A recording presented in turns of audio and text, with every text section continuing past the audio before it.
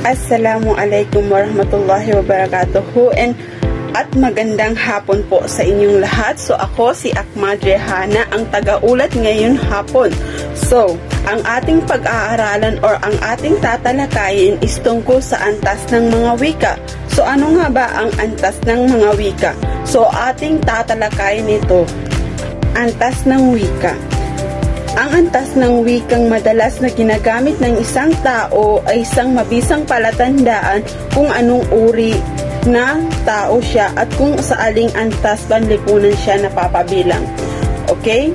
Lagi nating tatandaan na ang antas ng wika is dito natin nalalaman kung anong kung saan tayo napapabilang, kung aling antas ba tayo, at ito ay nagiging palatandaan sa atin. At saka ang antas ng wika is ito yung tumutukoy sa iba't ibang paraan sa kung paano natin gamitin yung mga salita, paggamit ng salita ng isang tao. So nagpapakita ito kung anong uri siya or antas ng panlipunan, kung saan siya napapabilang. So nahati ang antas ng wika sa dalawa. Ito ay tinatawag na formal at saka informal. Ang pambansa, ito ay mga salitang karaniwang ginagamit sa mga aklat, pangwika sa lahat ng paaralan.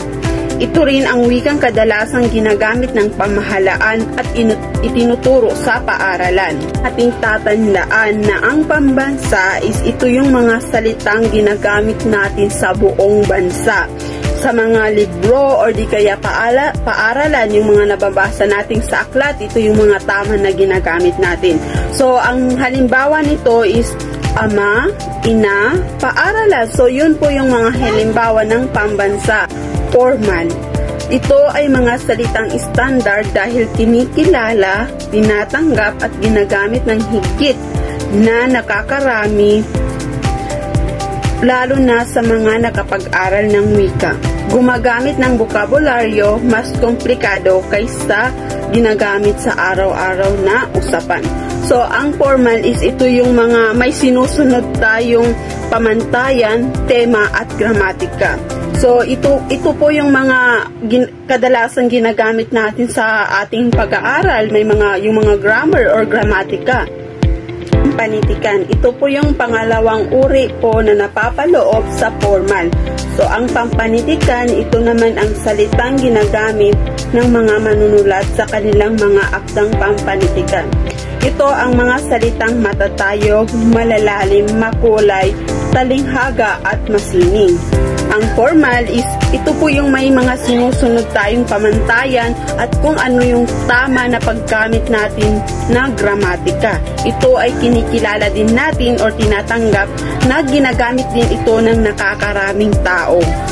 At saka ito po yung ginagamit natin sa ating pag-aaral. Gumagamit din tayo ng mga bokabularyo kumpara sa mga pang-araw-araw. So, may dalawang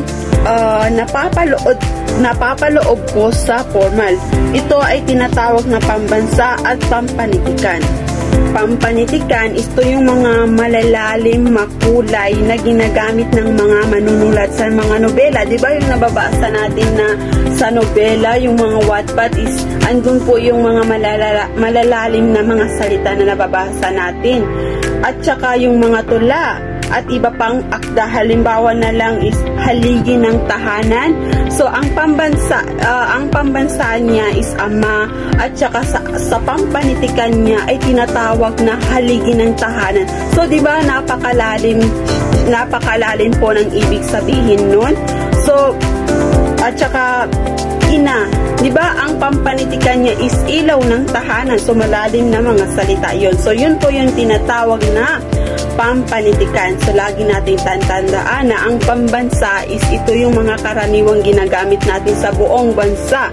At saka ang pampanitikan is ito yung mga sinusulat ng may akda sa mga nobela, tula. Ito yung mga malalalim, makukulay na ang halimbawa is ama, din ang yun yung pambansa niya, din ang pampanitikan naman niya is haligi ng tahanan. So yun po yung dalawang uri ng sa antas ng wika na may napapaloob na formal, at saka ang dalawang uri na po iyon is pambansa, pampanitikan. Yun po.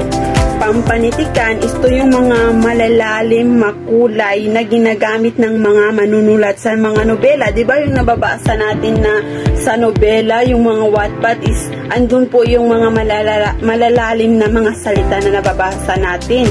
At saka yung mga tula at iba pang akda, halimbawa na lang is haligi ng tahanan. So ang pambansa niya is ama, at saka sa pampanitikan niya ay tinatawag na haligi ng tahanan. So di ba napakalalim po ng ibig sabihin nun. So at saka ina, di ba ang pampanitikan niya is ilaw ng tahanan. So malalim na mga salita yon. So yun po yung tinatawag na pampanitikan. So lagi natin tandaan na ang pambansa is ito yung mga karaniwang ginagamit natin sa buong bansa. At saka ang pampanitikan is ito yung mga sinusulat ng may akda sa mga nobela, tula. Ito yung mga malalalim, makukulay na ang halimbawa is ama, din ang yun yung pambansa niya, din ang pampanitikan naman niya is haligi ng tahanan. So yun po yung dalawang uri ng sa antas ng wika na may napapaloob na formal, at saka ang dalawang uri na po iyon is pambansa, pampanitikan. Yun po. Dito na po tayo sa pangalawang uri ng antas ng mga wika. So ito ay informal.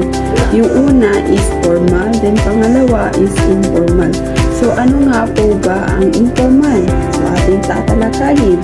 Ang informal na antas ay mga salitang karaniwang at pasalag sa mga pang-araw-araw na pakikipag-usap at pakikipagsulatan sa mga kakilala o kaibigan. So ito po yung mga informal na mga salita po natin na, di ba karaniwang nakikipag-usap tayo sa mga kaibigan natin is parang andun yung hindi natin pagiging formal. So gumagamit tayo ng informal. So mayroong tatlong uri siya.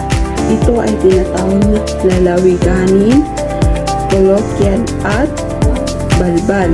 So ang una-una is the lalawiganin.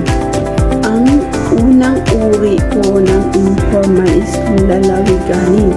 Ito po ay ginagamit ito sa mga particular na tuok o lalawigan lamang. At saka makikilala rin ito sa mga pagkakaroon ng kakaibang tono o punto. So kumbaga ito po yung mga kung saan ka na katira is may iba't ibang wika po doon, or kung ano yung mga kung ano po yung wika. Halimbawa na lang po sa lalawiganin is kumbaga ito yung mga salitang ginagamit lang sa isang particular na pook, or di kay lugar, or di sa probinsya. Halimbawa na lang is sa Davao. So may mga salita kasi ng mga Davaoenos na hindi natin maintindihan. So diba kapag pupunta tayo sa ibang lugar, yung mga salita na even yung mga Maranaon, so may mga salita sila na hindi natin maintindihan kasi ang lalawigan is kumbaga doon mismo yung mga nakatira mismo kung ano yung mga wika nila. So yun po yung tinatawag na lalawiganin. Ang halimbawa ng lalawiganin is halimbawa na lang ito yung salita ng mga taga Davao, mabanas. So ang ibig sabihin nun is mainit. So diba yung mabanas is sa kanila lang yun yung mga salita nila, yun yung mga kung paano sila magsalita. So syempre hindi natin maintindihan yun. Then another example po ng lalawigan is dine. So ang ibig sabihin nun is dito. So tayo din na mga Magindanaon. So pag may pumunta po na mga ibang tao na hindi marunong Magindanaon, so syempre parang hindi nila alam kung ano yung ibig sabihin yun. Like for example, syakapan. So pag sinabi mo yun, which is may kausap ka, so hindi maintindihan ng kausap mo yun, is which is ang ibig sabihin nun sa Tagalog is pumunta ka muna dito. Then yun po yung kung anong particular na wika ka dun sa lugar na yun is yun po talaga yun. So yun po yung tinatawag na lalawigan kung anong wika ka sa isang pook or di kaya probinsya. Ang pangatlong uri po ay balban. So ito yung mga salitang tinatawag sa English na Islam. Ito ang pinaka-dinamikong antas ng wika. Ito ay tinuturing sa mababang antas ng wika. Panapanahon lang kung mauso kaya karaniwan ay hindi tumatagal at agad nawawala. Tinatawag ding salitang kanto, salitang lansangan, salitang ng mga estudyante, teenage linggo, at sword speak. So, kumbaga ito yung mga Islam na karaniwang ginagamit ng mga teenager ngayon. Alam ko na lahat tayo is nakakagamit ng mga Islam na mga salita. So, diba ngayon na mga kabataan, minsan kumagamit din sila ng mga ganito. So, mabilis din magbago. So, then nawawala na din. Mabilis din mawala. Yung mga sikat ngayon ng mga salita. Pero dahil sa mga panapanahon lang ito is mabilis din mawala. So, halimbawa na lang is yung mga yosi. Yan yung mga Islam na salita. Then, ang ibig sabihin sigarilyo, diba? Then, yung mga petmalo, diba? Ang ibig sabihin niya is malupit. So, yun yung mga Islam na word na sumikat din, pero bigla din nawala. So, yun po yung tatlong uri ng informal. At ang pangalawang uri po ng informal is colloquial. Ito ay mga pang-araw-araw na salita ngunit may kagaspangan at pagkabulgar. Bagamat may mga anyong ripinado at malinis ayon sa kung sino ang nagsasalita. Ang pagpapakikli ng isa, dalawa o higit na pangsalita ay mauuri sa antas na ito. So, ang colloquial, ito yung mga salita na pinapaikli natin na karaniwang ginagamit natin sa pang-araw-araw. So, kumbaga, ang colloquial is, di ba, ito yung madalas natin ginagamit sa pang-araw-araw. Masyadong hindi tayo nagiging formal. So, madalas pinapaikli natin o binabago natin. Halimbawa na lang, yung sa akin. So, imbis na sa akin is, mas pinaikli natin yung salita na yun. Sa akin, sa akin, sa akin. So, ang formal doon is sa akin. So, pag ginawa natin colloquial or pinaikli natin yun, nagiging sa akin. So, yun. Another example is paano. So, dahil sa colloquial is, mas pinapaikli natin, di ba? Paano? Di ba pag nakikipag-usap tayo sa mga kaibigan natin, pinapaliit lang natin yung mga salita natin. Halimbawa, pumunta ka dito, punta ka dito. Di ba? Yun yung mga halimbawa ng colloquial. Pinapaikli natin yung mga usapin para mas maging madali. Or yun yung karaniwang ginagamit natin. Alam ko na lahat tayo is ganun po yung ginagamit ngayon, yung mga colloquial na salita. Then, yun po yung colloquial. Uulitin ko para mas maintindihan ang antas ng wika is kung paano tayo gumagamit sa ibang uri ng salita. May dalawang pangunahin ang antas ng wika. Ito ay formal at saka informal. So, ang formal, ito yung maayos at tamang gamit ng wika na ginagamit natin sa ating pag-aaral. So, pambansa. Sa formal, may dalawang uri. Ito ay tinatawag na pambansa at pampanitikan. So, pambansa is ginagamit sa buong Pilipinas sa mga libro, sa eskwelahan. Halimbawa, ama, ina, yun yung mga formal na ginagamit natin. At saka sa pampanitikan is mas malalim, makulay na salita. Halimbawa naman nito, haligi ng tahanan, ilaw ng tahanan. So, yun yung pampanitikan, yung mas malalalim na salita. At saka sa informal naman is may tatlong uri. Ang informal is ito yung pang-araw-araw na gamit ng wika. Ito ay ang tatlong uri is lalawiganin, colloquial at balban. Ang lalawiganin is salitang ginagamit sa isang particular na lugar. Halimbawa na lang sa Davao, Mabanas, Then, ang ibig sabihin ay mainit. Yung mga, kumbaga kung anong salita ka mismo dun sa lugar na yon. Then, sa colloquial naman, ito yung pinaikling salita. Halimbawa na lang sa akin. So, ang formal ng salita is sa akin. So, dahil pinaikli ko, naging sa akin. Yun yung colloquial, pinaikling salita. Yun ang balbal is islang. Ito yung mga salitang islang na karaniwang ginagamit ng mga teenager. So, mabilis din ito magbago or mabilis din mawala. So, halimbawa na lang yung Yossi. So, the ibig sabihin is Garillo. So, yun po yung antas ng wika. So, I hope po na sana may panoorin nyo po ito at marami po kayong maintindihan. Muli, ako po si Akman Rehana. Hanggang dito lang po ang aking report. So, ito po yung pag-uulat ng Group 2. Uulitin ko para mas maintindihan ang antas ng wika is kung paano tayo gumagamit sa ibang uri ng salita. May dalawang pangunahin ang antas ng wika. Ito ay formal at saka informal. So, ang formal, ito yung maayos at tamang gamit ng wika na ginagamit natin sa ating pag-aaral. So, pambansa. Sa formal, may dalawang uri. Ito ay tinatawag na pambansa at pampanitikan. So, pambansa is ginagamit sa buong Pilipinas sa mga libro, sa eskwelahan. Halimbawa, ama, ina, yun yung mga formal na ginagamit natin.